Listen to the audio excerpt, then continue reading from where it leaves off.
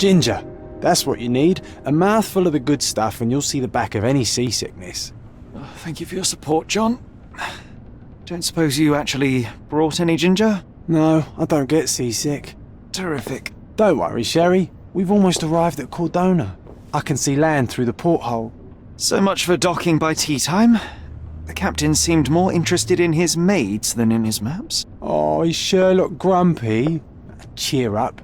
We're back where we grew up. It's exciting. What's changed? What's the same? Ugh. I'm starting to question whether the weeks-long journey was worth it. Travelling all this way, enduring this indignity simply to visit a grave. Even if it is my mother's. That's just Mycroft's nonsense, still rattling around in your head. Try to forget what he said. I have. I believe it was that this is a performative farce, a feeble excuse to avoid responsibilities, and that there was nothing to be gained from it. You needed to do this. Enough of the self-pity and doubt. So we're a little late. What of it? We'll retire to the hotel and visit her in the morning. It'll be worth it. Thank you, John. And if you want to notify the captain's wife of his indiscretions, I will not stand in your way. Ah, at last. I'm quite ready to get off this cursed boat. Come on. We'll go together.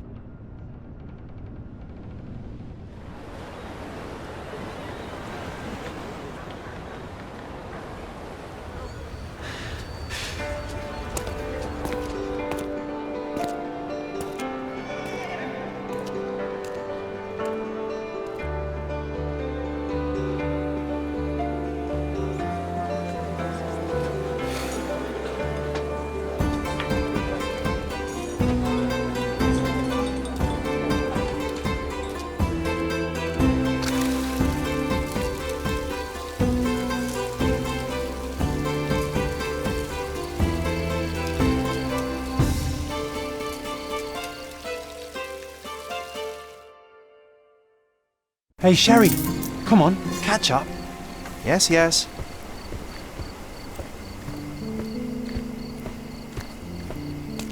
Welcome to Il Palazzo di Lusso, sir.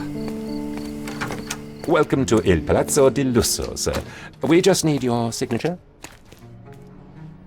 There you are. Ah, Mr. Holmes. Yes, we have room 221 prepared for you. I see it was reserved for 2 people. Would you like a second key? Oh, no, I think we'll stick together. Very good. Rooms are upstairs, sir. Welcome to Cordona. Hurry up, Sherlock. I want to see our room. I hope there's a balcony with a view.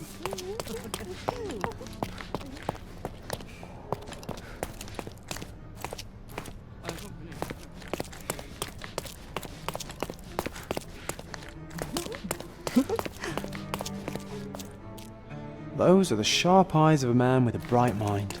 Almost like mine.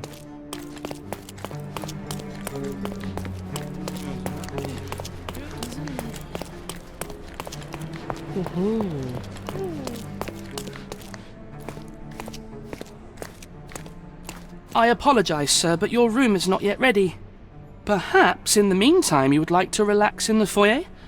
Tonight, the restaurant is offering a complimentary marlin ceviche to all our guests. Let's check what they have on offer.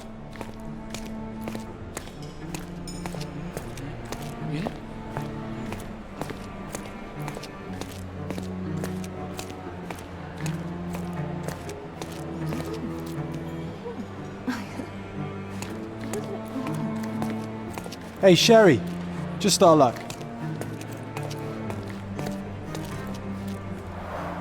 A medium, John. Haven't we been through this already? Come on, it's not like we've got anything better to do.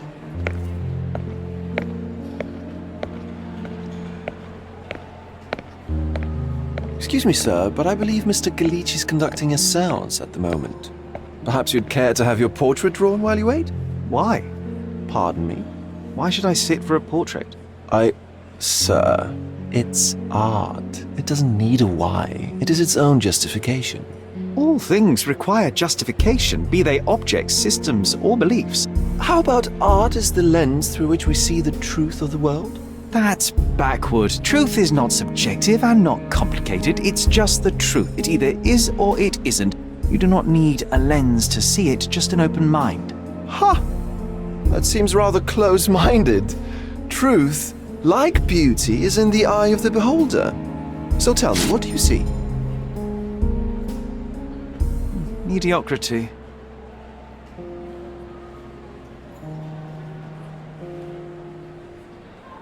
Come now, Sherry, what did he do to deserve that? The servant mentioned ceviche at the bar, Sherry. You should grab us some, and I'll find us a table. I'm sorry. Okay, time to check if John found us a nice table for the evening. Sherry, I'm over here with my new Ursine companion. Cordona's even quieter than I remembered. It's going to be a long evening. Ah, come now, Sherry. What say we amuse ourselves with a little game? What were you thinking? Oh, promise me it isn't nonsense. After being cooped up on that boat, I am itching for activity. No. As you can see, someone left a cane on our table. I simply thought you could identify its owner. Ah, so it is nonsense. It'll take me a minute, John, at most. Well then, you can deliver it to him as well. Deliver it to him? Then what are the staff here for? Aesthetics? Stubborn, Sherry, too stubborn. You wanted something to do. Slapping oneself in the face is also something to do. That doesn't make it worthwhile. But all right, let me take a look.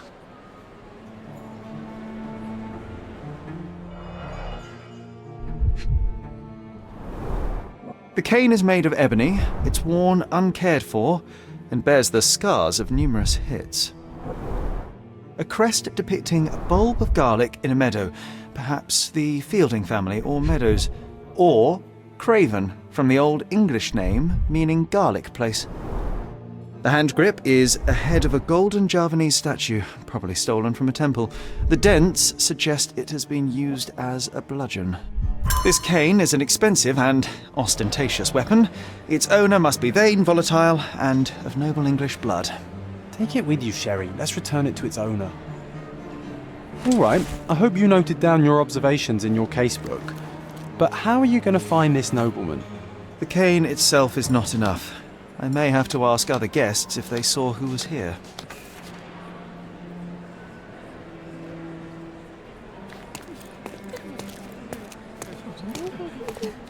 May I ask you something? I'll help you, sir. You have my full attention. Well, even with your keen senses, Sherry, I doubt you'll find the cane's owner on your first try. And would you be confident enough to bet on it, my friend? Why not? Let's see how good you really are.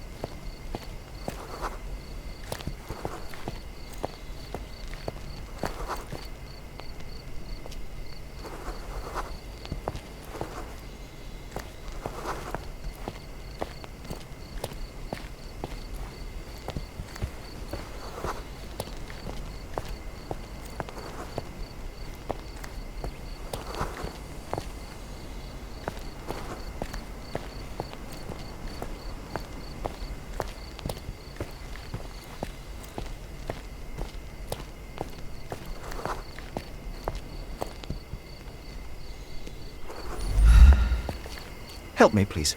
My dear fellow, you're talking to the right man. Hey, Sherry, don't we now have the perfect excuse to visit the seance?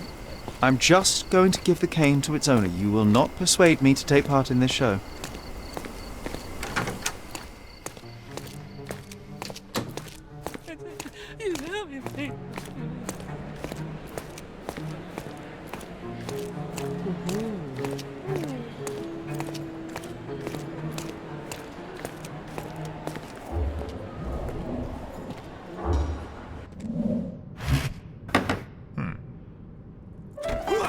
This hotel, this island, it's full of thieves.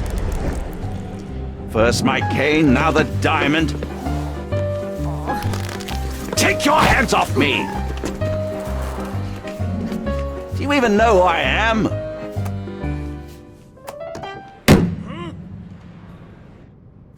boy. That's my cane. I get that a lot. It's a very common design. What? No, that's a custom-made. A joke. A joke. It was left at my table in the restaurant. I thought it deserved to be returned. Well, I'll be... It is rare to encounter a straight-fingered true penny these days. What a gentleman. But I must ask, how did you know I was the rightful owner?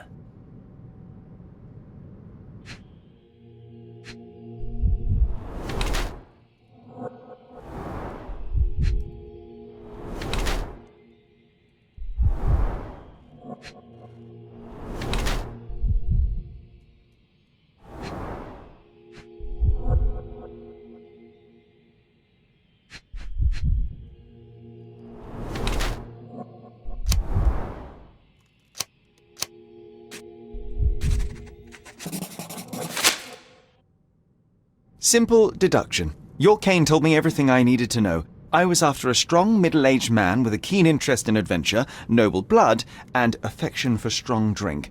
And if one were to go further, one may even be able to extrapolate your name from your heraldic symbol, Lord Craven. Marvelous. Simply marvelous. That's me, Lord Andrew Craven. You are the real medium. You hear that, Emma? Well, you found my cane. Perhaps you can locate my diamond, too. Yes, you should do it. It will be child's play for you, Mr. Holmes. And if a child can do it, then I'm sure the local police can suffice. The police? Why bother? I know this harlequin stole it.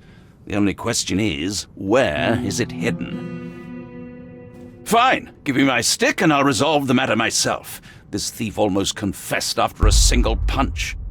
I suspect a beating may result in answers of questionable veracity. Fine. I shall spare you and he the trouble if you first answer me this. You insist the medium robbed you during the seance. But what occurred exactly? It was a dirty trick. We were sitting here in the dark, chanting and holding hands, as expected. Then something began to appear from the medium, like a cloud or a bubble. The swindler called it ectoplasm. Ah, yes. Common in the spiritualist trade, and quite the spectacle. Indeed, perhaps too much. My beloved Emma screamed in horror, and I stood to defend her, attacking that cursed ghost. How brave. But my hand hit nothing. The medium jumped away from me, and Emma fainted. I lit the candle, and the diamond was gone. How does a priceless diamond become the subject of a seance? It is an unusual accoutrement. Emma wished to speak with its former owners. My grandfather told us it belonged to a Rajah, an Indian king. So you were summoning long-dead Indian royalty, and, pray tell, you were expecting him to converse in English? To be frank, Mr. Holmes, I don't believe in ghosts. But Emma was fascinated by the idea of meeting a real king, even a dead one. Well, a crown is a crown. Can you describe the stone itself? A yellow diamond, not less than 100 carats, and perfectly egg-shaped. There is not another like it. Stay here, and don't touch anything. I'm going to investigate further. Don't fret, I'll be keeping a close eye on this thief.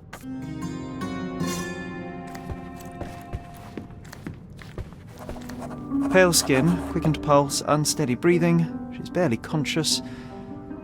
The feebleness of women. Really, Sherry? Poor thing.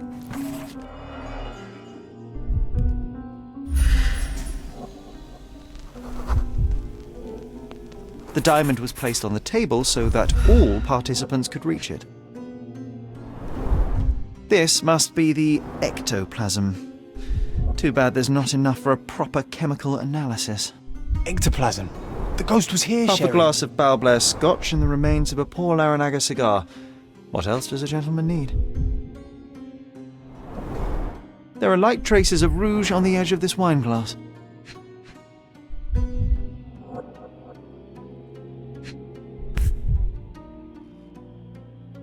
This brooch is old and cheap, but the moth design has its charms.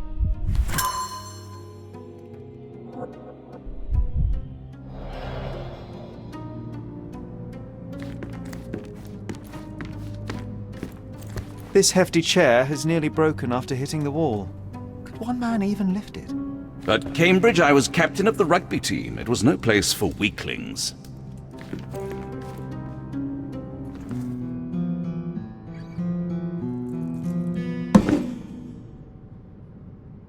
What happened here? I don't know. The ghost. I summoned it as usual, but then it all went wrong. The lady screamed and pointed at Lord Craven. And there was a shadow. Such a mystical force. It terrified the lady. And it must have taken the diamond. Who else could have?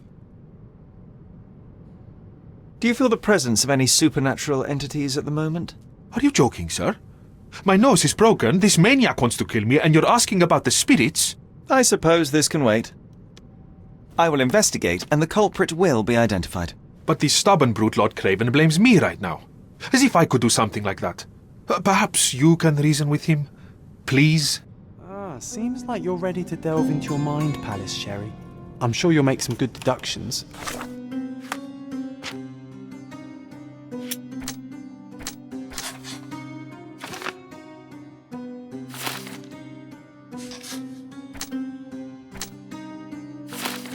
It seems there may have been an unexpected visitor outside the window.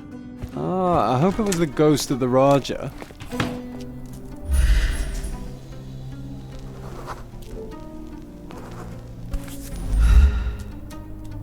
This looks recent. A shoe with a broken heel will surely leave scratches. All right, John. Do you think a ghost could leave this footprint?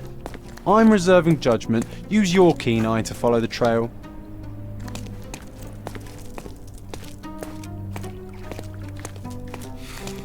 May I ask for your assistance? That's a question I can answer.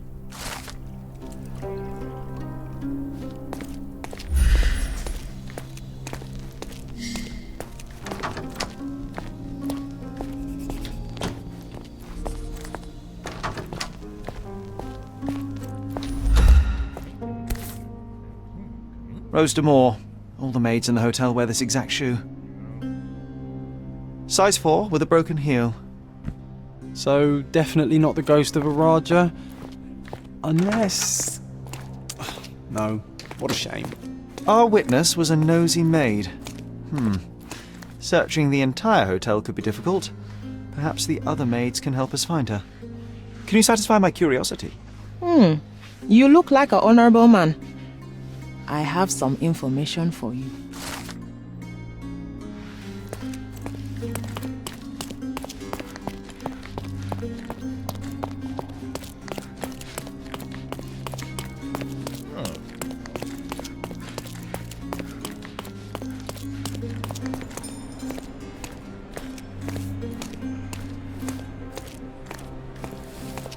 Finally, there you are. One would think a maid would be easy to find in this place. I'm sorry, sir. Do you need more towels? No. You are the maid who saw the ghost in the seance room, yes? How did you know? Simple. You changed shoes after breaking a heel while fleeing the scene. I'm sorry, sir, but if I may ask, who are you? I'm a novelist documenting the supernatural and those who witness it. Now, should you take a starring role in the tale, I will need your name. Oh my, a book? And you want to include me? I'm Lucia Saletta. Something went wrong during the seance, Lucia, but no one will tell me what happened. You would be a valuable interview if you were there. I was, and I saw everything with my own eyes. Describe what happened during the seance. A lady and two gentlemen were sitting at a table, touching their hands to something. The medium started to whisper and chant, and a ghost appeared. A ghost? You're confident? It was unearthly, sir. It grew from the medium's chest. A glowing cloud or a bubble. I pressed closer against the window to see better. And the lady saw you? How did you... Yes! She screamed and pointed, so I hurried to escape, and I broke my heel. But I did see the ghost. A sickly, evil thing. And that's all you can tell me? Did you see any of what happened next? The medium, Mr. Galici, he was doing something with the ghost.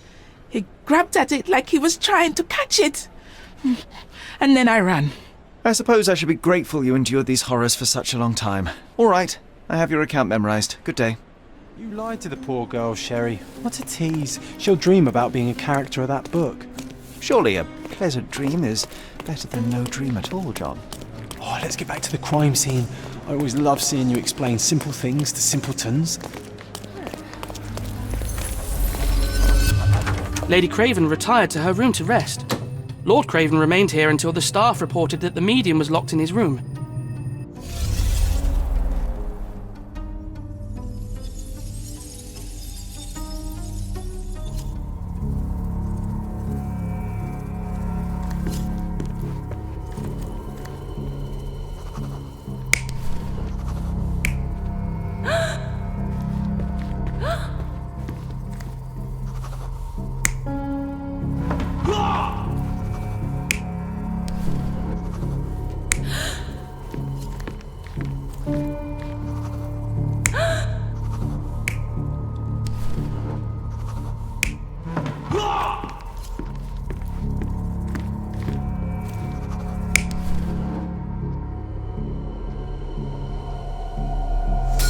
It all began when the lady screamed and pointed at the window.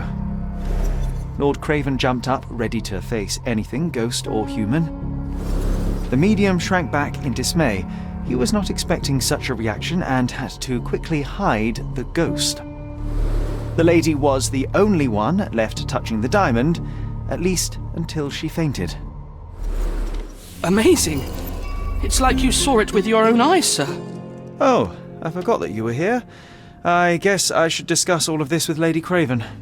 The Cravens are upstairs in room 226. It is one of our finest suites. If the lady was touching a diamond, then she would have felt the ghost take it. What do you think it felt like, Sherry? A jellyfish?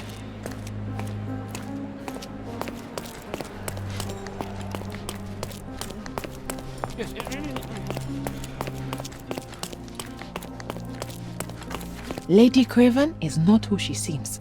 Remember her behavior in the hall?